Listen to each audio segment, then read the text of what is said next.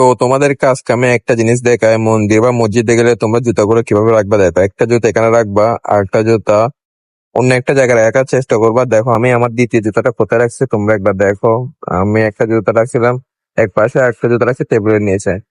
যেহেতু আমার জুতাগুলো খুব এক্সপেন্সিভ এডিডাসের জুতা, সেহেতু আমি এই জুতাগুলো খুব যত্ন সহকারে দুইটা জুতা দুই দিকে রাখছি।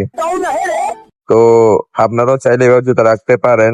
আর বেশিরভাগ এখানে জুতাগুলো চুরি হয়, আর এই জুতাগুলো চোরাই বাজারে বিক্রি করা হয়। আর এই জুতাগুলো কোথায় বিক্রি করা হয় আপনাদেরকে আমি দেখাচ্ছি। প্রথমে চলে আসতে হবে আমাদেরকে নিউ মার্কেট।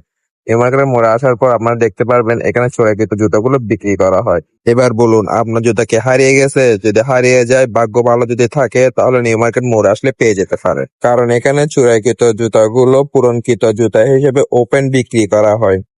তো আপনাদের জুতাগুলো যদি চুরি হয়ে থাকে, আপনারা এখানে এসে তল্লাশ করলে দেখতে পারেন। যদি ভাগ্যটা ভালো হয়, তাহলে আপনার জুতা আপনি এখানে পেয়ে যেতে পারেন। ধন্যবাদ।